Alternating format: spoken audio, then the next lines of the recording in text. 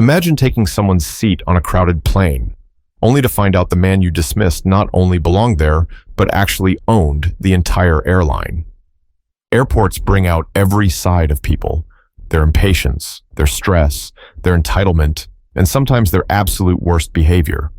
But on one particular evening at Charlotte Douglas International Airport, a single decision by one woman turned a routine boarding process into a story that would leave strangers stunned, a plane full of passengers whispering, and the internet roaring within hours. It began with Colleen Strafford, a 49-year-old consultant from Dallas. She was tired, irritated, and ready to be home. Her connecting flight had been delayed for over 3 hours, and her expression showed every minute of her frustration. When boarding for first class was finally announced, Colleen marched forward, eyes scanning the cabin like someone ready to claim victory. Her gaze landed on an empty seat in row 2A, right by the window. Without hesitation, she slid into it, placing her leather jacket across the armrest as though it were her territory. A sigh of relief escaped her lips, the kind of sound someone makes when they feel they've secured something they deserve. But she hadn't checked the boarding pass again, and only moments later, the rightful owner of that seat appeared. Jordan Kincaid, just 38, walked down the aisle with a calm, deliberate stride. His charcoal gray suit was pressed, his tie neatly knotted, and his expression unreadable. He was young for his position, but everything about the way he carried himself suggested confidence without arrogance. In his hand, he held his boarding pass, eyes fixed on the seat that was supposed to be his. He stopped politely beside Colleen and cleared his throat. "Excuse me," he said, his voice low but firm. "I believe you're in my seat. This is 2A. Colleen barely looked at him. Instead, she gave a half smile, the kind people wear when they feel above correction. "I'm sure you've made a mistake," she replied, waving her hand as if brushing off an inconvenience. "Check your ticket again." A hush spread through the nearby rows. A middle-aged man in 3B leaned slightly forward, pretending to read his magazine but listening intently. A young college student across the aisle adjusted her earbuds, pressing pause to catch every word. Even the flight attendant paused in her greeting of passengers to glance toward the tension growing in row 2. Jordan didn't argue. Instead, he calmly held out his boarding pass. "It says 2A, right here." The attendant stepped closer and looked down at the ticket. "Yes, ma'am," she confirmed gently to Colleen. "This is Mr. Kincaid's assigned seat." Colleen's lips tightened. She pulled her jacket closer, refusing to move. "Well, I'm already here," she said with a tone that mixed annoyance with authority.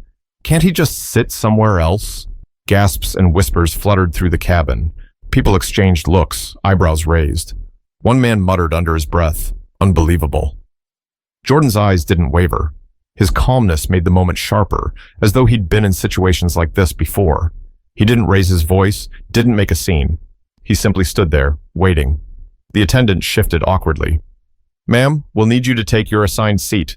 This is a full flight." Colleen sighed heavily, loud enough for everyone around her to hear. "Figures," she muttered, not looking at Jordan. "Always trying to push boundaries." That one sentence hung in the air like smoke. The college student across the aisle glanced up sharply, eyes wide. The man in 3B shook his head. A woman further back whispered, "Did she really just say that?" Jordan heard it too. His jaw tightened for the briefest moment before his composure returned. He adjusted his cufflinks, almost like he was resetting himself. "I'd like to speak to the captain," he said evenly, not out of anger, but with a quiet authority that caught even the flight attendant off guard. Passengers shifted in their seats. Phones appeared in hands, subtle but unmistakable, recording what had become more than just a seating dispute. Everyone sensed that this was no longer about a chair in row 2. It was about something much bigger, something that was about to blow wide open. But no one could have predicted the shock that was waiting just a few minutes later. The air in the cabin grew heavy. People weren't just boarding anymore, they were watching. A small circle of tension had formed around row 2, and in the middle of it stood Jordan Kincaid and Colleen Strafford, two strangers locked in a battle over respect that neither had expected when they showed up at the airport. The flight attendant cleared her throat, her smile straining under the weight of the situation. "Ma'am, please," she said to Colleen. "I need you to move to your assigned seat so we can continue boarding." Colleen leaned back in 2A, crossing her arms like a child refusing to give up her toy. "This is ridiculous," she said, voice loud enough for half the cabin to hear. "I've been traveling all day. I just want to get home. Why can't he just take another seat? Jordan stayed composed, but his silence was louder than her words. He stood tall, boarding pass still in hand, never raising his voice. Passengers studied him carefully, his calm demeanor, his sharp suit, his quiet refusal to be dismissed. Finally he spoke. With all due respect, this is my assigned seat. I'm not asking for special treatment, just the seat I purchased. Colleen gave a laugh that wasn't really a laugh, more like a scoff. Purchased, right? She muttered. You know what? Fine. Let's see what the captain thinks of this. Her attempt at sarcasm backfired. The attendant nodded quickly. I'll notify the captain, she said, her relief almost visible as she hurried down the aisle. The murmurs grew louder. A man in row 4 leaned toward his neighbor. You hear what she said to him? His neighbor gave a slow nod, eyes never leaving the confrontation. A young woman a few rows back whispered, This is going to end up online. Jordan adjusted his tie. He finally looked directly at Colleen, his expression calm but deliberate. You didn't even check my ticket before deciding I was in the wrong, he said softly. Colleen rolled her eyes, shifting uncomfortably but refusing to stand. You're making this a bigger deal than it needs to be. You could have just sat somewhere else and saved everyone the trouble. The words hung in the air. Everyone knew it wasn't just about a seat. It was about being told, in front of dozens of strangers, that you didn't belong where you clearly did. Minutes later, the captain appeared. He was a tall man with silver hair and steady posture, walking with the kind of authority that immediately settled passengers, but when he reached Jordan, his professional demeanor shifted into something warmer. Mr. Kincaid, he said, extending his hand with a genuine smile. Good to see you again. How are you this evening? A collective gasp rippled across the cabin. Phones tilted higher, eyes widened. This wasn't the kind of greeting you gave to just any frequent flyer. Jordan shook the captain's hand firmly.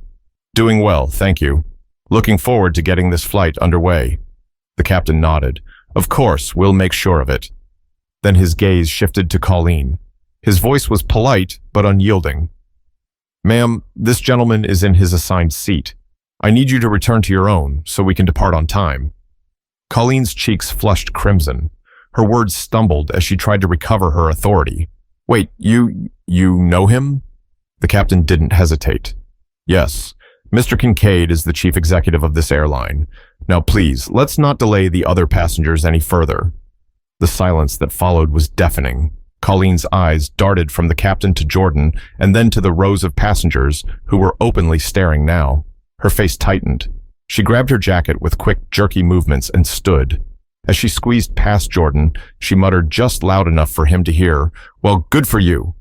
Jordan didn't flinch. He simply stepped aside and slid into 2A, calm as ever. The captain gave him a respectful nod before returning to the cockpit, leaving the passengers to absorb what they had just witnessed. The atmosphere shifted. Whispers darted through the cabin like sparks. One woman whispered to her husband, He's the CEO. He looks so young. Another passenger pulled out his phone and began typing furiously. Colleen sat down in her actual seat, eyes fixed on the window, her embarrassment radiating like heat. The defiance that once marked her posture had melted into quiet humiliation. Jordan leaned back in his seat, closing his eyes briefly. He didn't gloat. He didn't even acknowledge the stares. His silence said everything. It wasn't about proving himself right. It was about letting the truth stand on its own. But the story wasn't finished yet, because the moment passengers began sharing what they'd seen, the incident was about to leave the cabin and hit the world outside. The plane hadn't even taken off yet, and already the story of row 2 was traveling faster than any aircraft ever could. Passengers sat taller in their seats, stealing glances at Colleen Strafford, who now looked like she wanted to vanish into the upholstery. Her face was rigid, her hands tight around the strap of her purse. She hadn't expected the entire cabin to hear her muttered words, or for them to sting quite so sharply in the ears of strangers. Across the aisle, a college student named Tyler Mendez whispered into his phone, his voice barely above a breath. I'm telling you, this lady tried to steal his seat and then said some messed up stuff.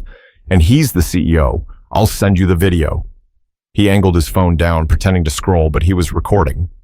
2 rows back, a middle-aged couple exchanged quiet looks. The wife leaned toward her husband and murmured, I can't believe she said that right in front of him. The husband shook his head, eyes narrowing toward Colleen. Meanwhile, Jordan Kincaid sat in his rightful seat, the very picture of composure. He fastened his belt, opened the airline's magazine, and flipped a page as though nothing had happened. But the passengers saw it differently. His calmness wasn't ordinary. It was deliberate, the kind of stillness that spoke louder than an outburst ever could.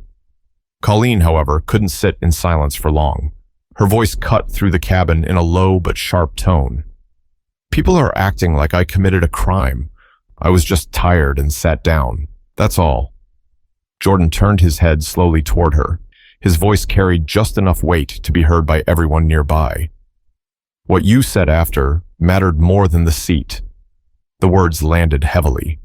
Several passengers froze mid-motion, ears tuned in like radios. Colleen's eyes flicked toward him, but she didn't meet his gaze. "You're making it sound like I said something terrible. I didn't mean anything by it." Jordan didn't raise his tone. He didn't need to. "Intent doesn't erase impact," he replied evenly. "When you assume someone doesn't belong, that's not just about a seat on a plane. That's about something bigger." The silence after his words was piercing. People shifted uncomfortably. A man in 3B muttered, "He's right," under his breath. Colleen bristled. "Oh, so now I'm some kind of villain because I was tired and frustrated?" Her words trembled on the edge of defensiveness, but she couldn't quite disguise the shame underneath. Jordan looked at her calmly. "No one said you're a villain, but sometimes a moment like this makes us face the parts of ourselves we don't like to admit are there." That was it, the line that cut through the cabin like a blade. Even those who hadn't heard Colleen's original mutter now understood. And it wasn't just her who felt the weight of it. It was everyone who'd ever made a snap judgment, everyone who'd ever let frustration disguise prejudice. Phones captured every second. Some passengers typed furiously into notes apps, others whispered commentary to their seatmates. The story wasn't staying inside this plane. Colleen shifted uncomfortably in her seat, finally snapping back with a weak defense. "Look, you don't know me. You don't know what kind of person I am." Jordan's eyes softened, not with sympathy, but with something steadier. "You're right. I don't. But in this moment, what you said spoke louder than who you say you are." The attendant returned, quietly checking overhead bins, her posture stiff as though she, too, felt the weight of the exchange. The cabin seemed to exhale all at once when she moved on, but the tension never really lifted. Passengers weren't just observers anymore. They were witnesses. They knew this wasn't about a boarding dispute. It had become a snapshot of the world, playing out in real time in row 2. Colleen's eyes darted around, searching for allies, but no one met her gaze. She turned to the window, lips pressed tight, her reflection staring back at her with the same disapproval she saw in the faces around her. Jordan went back to his magazine, flipping another page with deliberate calm. It wasn't about winning. It was about not letting her words define him. And yet, in a strange way, his restraint only magnified the weight of her misstep. The plane eventually filled, the overhead bins closed, the safety instructions began, but no one was paying attention to the usual announcements. Their thoughts lingered on what they'd just seen, on what they'd just heard. But the cabin didn't know yet that the real impact wouldn't come from inside this plane. It was waiting for them on the ground, once the world outside saw the footage. The flight attendants had finished their routine checks, but the atmosphere in the first few rows was still tense. Everyone's eyes flickered between Colleen Strafford, stiff in her seat with her arms folded tight, and Jordan Kincaid, relaxed yet unreadable, flipping through the safety card as though nothing had happened. But then the moment that sealed everything arrived. The captain himself emerged from the cockpit, walking down the aisle with the kind of presence that silenced every whisper. His hat tucked neatly under his arm. His steps were steady, deliberate. He wasn't coming to reprimand anyone. He was coming to speak to someone very specific. Passengers leaned into the aisle, their curiosity spilling over. The phones that had been lowered for takeoff came back up, angled carefully so as not to be obvious. Everyone knew something was about to happen. "Mr. Kincaid," the captain said warmly as he stopped at row 2. His voice was clear, carrying just enough for the surrounding passengers to hear. He extended his hand without hesitation. "Always a pleasure to have you on board. How are you tonight?" Gasps and whispers rippled through the rows. Some mouths literally dropped open. This wasn't how pilots greeted passengers, not even frequent flyers. This was different. This was personal. Jordan reached out, shook his hand firmly, and allowed the faintest smile. "Good evening, Captain. I'm well, thank you. Appreciate you checking in." The captain nodded, his respect obvious. "Of course. We'll make sure you're comfortable. If there's anything you need, let us know." Colleen's face drained of color. Her eyes widened as she looked between the captain and Jordan, disbelief settling in her expression. She stammered before she could catch herself. "Wait, hold on. You know him?" The captain turned his gaze to her, polite but firm. "Yes, ma'am. This is Mr. Jordan Kincaid, our chief executive officer." The sentence hit the cabin like thunder. A young man in row 5 whispered, "No way." A woman clutched her husband's arm. Across the aisle, Tyler Mendez's phone shook slightly as he tried to keep recording without laughing from sheer shock. Colleen's mouth opened and closed like she wanted to argue, but no words formed. Her face went red, then pale, then red again. She pulled her jacket tighter across her lap, her hands fumbling as though clinging to any sense of control. The captain, however, wasn't lingering. He gave Jordan a final nod. "We'll make sure this flight runs smoothly. Welcome back, sir." Then he turned and made his way back to the cockpit, leaving a trail of hushed awe behind him.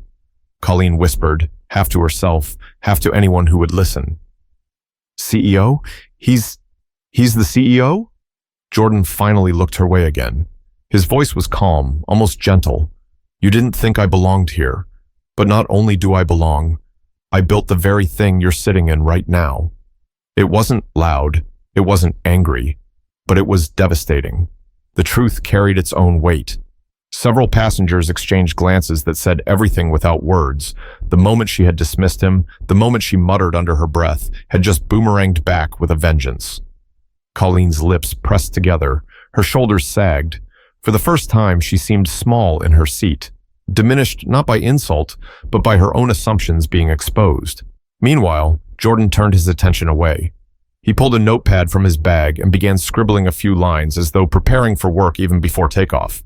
His indifference to her discomfort only magnified the humiliation, because he didn't need to argue. The truth had already done the work for him. Behind them, passengers whispered in rapid bursts. "He's so young to be a CEO. I read about him last year. Forbes did a feature." "She really tried to take his seat?" "Oh, it's going online. No way this stays here." Tyler couldn't resist anymore. He texted the clip to his friend with the caption, "The woman who picked the wrong fight at 30,000 feet. Wait till you see this." Jordan didn't care. He wasn't performing for anyone. He had faced worse before. But for the people around him, it was unforgettable. The captain's respect, the truth revealed in a single sentence. The reality that everything they had just seen was not just awkward, but historic. Colleen sat rigid, staring out the window, pretending the sky beyond could swallow her whole. But there was no hiding. Everyone had seen. Everyone had heard. But the humiliation in that cabin was just the beginning, because the world outside was waiting, and within hours, millions would witness the exact same scene. The captain's return to the cockpit didn't erase what had just happened. It cemented it. The truth was out, and now the energy in the cabin had shifted. Boarding wrapped up quickly, but no one was talking about seatbelts or tray tables anymore. They were talking about Jordan Kincaid. Colleen Strafford sat in her real seat now, a few rows back, her body turned stiffly toward the window. She avoided eye contact, but her humiliation was impossible to hide. Her face flushed, her breathing shallow, and every so often her eyes darted toward Jordan in row 2, as if trying to gauge whether he was looking at her. He wasn't. Jordan leaned back, headphones resting loosely around his neck, his notepad still open. His composure was unnerving in its own way. Where another person might have gloated or shot smug glances, Jordan was focused, as though this incident had barely registered in his world. That calmness said more than a victory speech ever could. Still, the cabin was alive with hushed voices. The young woman across the aisle whispered to her neighbor, "I mean, did you see her face when she found out? Priceless." Her neighbor nodded. "I almost felt bad for her. Almost." A man in business attire leaned toward his colleague in the row behind. "Kincaid, huh? That's the guy who bought Mid-Atlantic Airways a few years ago, right? Youngest airline CEO in the country." His colleague gave a low whistle, and she told him to sit somewhere else. Unreal. Phones were out again, though discreetly this time. Text messages flew through the cabin. You won't believe what I just saw, one read. Lady tried to steal CEO's seat. Whole thing blew up. Jordan, sensing the stares, finally slipped off his headphones and glanced down the aisle. His voice carried enough to be heard by those in the first few rows, but it wasn't confrontational. It was measured, almost reflective. Everyone here just wants to get home, he said. That includes me. I'd appreciate it if we could let the matter rest and have a peaceful flight. The tone was so even, so deliberately calm, that it quieted the whispers almost instantly. It wasn't a demand, it was a reminder, and it worked. But Colleen couldn't stay silent. Her pride still smoldered, and though she knew every eye was on her, she leaned forward in her seat and called out toward him. You think you're better than everyone just because you run this place? The words made heads turn again. The flight attendants exchanged nervous glances, unsure if they should intervene. Jordan looked back over his shoulder, his expression steady. No, he said simply, but I don't think anyone's better than anyone else either, and that's the difference. That single line landed harder than any argument could have. Some passengers nodded subtly, others murmured under their breath. One man whispered, "That's how you shut it down." Colleen shrank back into her seat, her lips pressed tight. She had nothing left to throw. Every attempt to reclaim her pride only exposed her further. As the plane finally taxied down the runway, the tension began to shift into something else. Reflection. Passengers replayed the scene in their heads. Some felt uncomfortable at how easily they had believed Colleen's authority at first. Others admired Jordan's restraint, his ability to let dignity do the talking. The flight attendant closest to row 2 approached quietly, crouching slightly beside Jordan's seat. "Sir, I just wanted to apologize for the trouble earlier," she whispered. Jordan gave her a small smile. "Not necessary. You handled it professionally. These things happen." Her relief was visible. "Thank you," she said, straightening and moving on. That was the difference. Where Colleen had tried to exert control through dismissal and assumption, Jordan exerted it through grace and composure, and the passengers felt it. They felt the contrast between arrogance and dignity play out in real time. For the rest of the flight, Colleen stayed silent, her eyes glued to the dark window outside. Jordan, on the other hand, returned to his notepad, writing ideas that no one could see. He had shut the book on the confrontation long before the plane lifted off the ground, but the passengers hadn't. They knew the story wasn't going to stay locked inside this aircraft. They knew the second wheels touched the tarmac, the world outside would be waiting for it. But what they didn't realize yet was just how quickly the footage, the whispers, and the details would explode beyond the cabin walls, spreading like wildfire across the internet. By the time the plane landed in Dallas, row 2 had become more than a memory.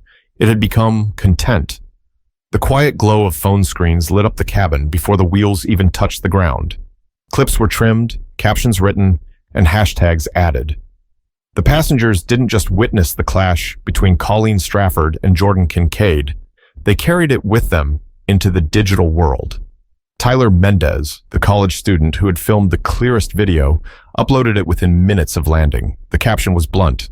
"Woman takes man's seat in first class, finds out he owns the airline." It was 15 seconds long, shaky but clear enough to show Colleen insisting Jordan sit somewhere else, and the captain's respectful handshake moments later. By the time Tyler grabbed his bag from the overhead bin, the post already had hundreds of likes. By the time he reached baggage claim, it had thousands. By the time he got into his Uber, it was climbing past 100,000 views. News outlets picked it up next. A local Dallas station aired it with the headline, "Airline CEO faces seat showdown with passenger." Then bigger outlets followed.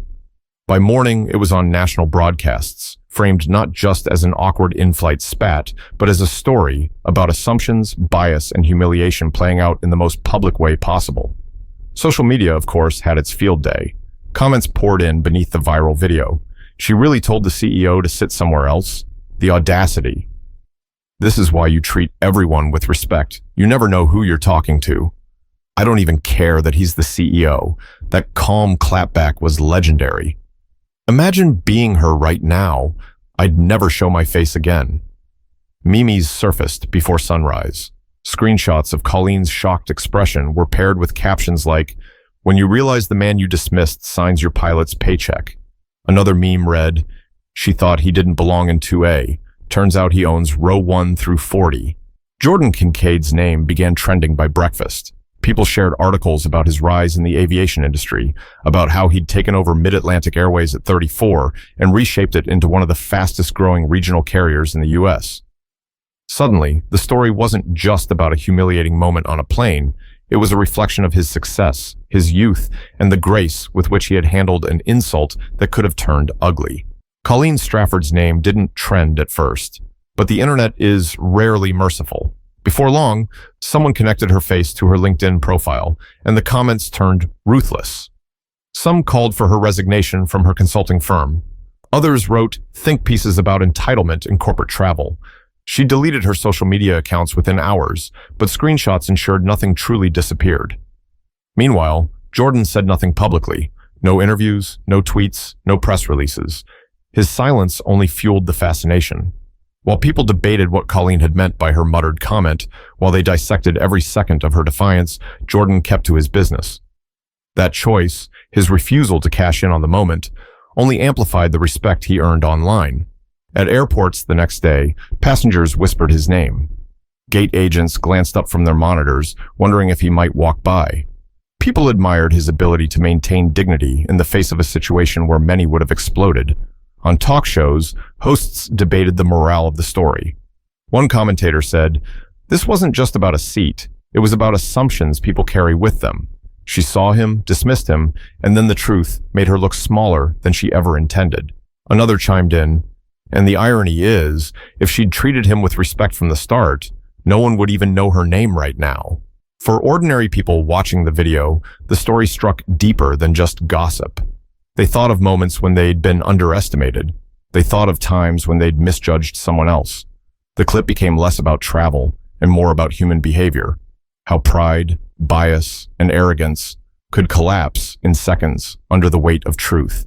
And still, Jordan never spoke. He didn't need to. The world had already decided what it saw in him: composure, confidence, and quiet strength. But behind the viral headlines and internet jokes, there was still one more layer waiting: the reflection. Because this wasn't just about Colleen's humiliation or Jordan's dignity, it was about what it meant for everyone watching, including us. By the time the story had been picked apart on morning talk shows, shared across countless feeds, and debated in offices, Jordan Kincaid was already moving on with his day. He had a meeting scheduled downtown, a presentation to prepare, and no time to scroll through the noise. But the passengers who had been on that flight and the millions who had watched the video couldn't stop thinking about it. For Jordan, it wasn't about going viral. It wasn't about becoming a trending topic or watching someone else's embarrassment play out for the world to see. He had dealt with enough in his 38 years to know that chasing validation was pointless. What mattered was the choice he had made in that moment: to meet arrogance with composure and prejudice with calm truth. Later that evening, while walking through Dallas Love Field Airport to catch another flight, a man in his 40s stopped him. "Mr. Kincaid," he said nervously, extending his hand, "I just wanted to say, I saw the video. The way you handled yourself? That was something else. My teenage son showed it to me. We talked about it at dinner last night." Jordan shook his hand firmly. "Thank you. I'm glad it sparked a conversation. That's more important than the video itself." The man nodded, almost relieved. "It did. My son asked me if I'd ever assumed someone didn't belong somewhere, and I had to be honest. I have. It was uncomfortable to admit, but necessary." Jordan smiled faintly before continuing on. That was the part no one online could measure: the private reflections, the awkward but honest talks happening in households across the country because of one 15-second clip. Colleen Strafford, meanwhile, had retreated into silence. She issued no statements, gave no interviews. Her name was dragged through headlines she never wanted, her face plastered across memes she couldn't escape. But in her quiet, she also had to confront the reality of what had happened, not just the humiliation, but the truth of what her words revealed. On the other side of the debate, people discussed whether her life should be ruined over a moment. Some argued she deserved the backlash. Others said everyone makes mistakes, and maybe this one was her chance to learn. What lingered, though, was the undeniable lesson: respect isn't optional. It's not something you hand out based on what you think someone looks like, how they dress, or where you imagine they belong. Because sooner or later, the truth cuts through.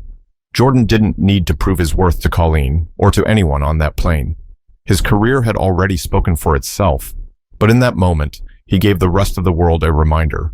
Your words have weight, even when you whisper them under your breath. And sometimes, the smallest sentence reveals the biggest cracks in a person's character. Weeks later, the video still circulated, but the tone began to shift. Less focus on Colleen's humiliation, more focus on Jordan's restraint. Leadership blogs dissected his reaction. Universities used the clip in lectures about bias and dignity. One professor in Phoenix told his students, "Notice how he didn't shout, didn't retaliate. He let the truth stand on its own. That's real power." And maybe that's the part that stayed with people most.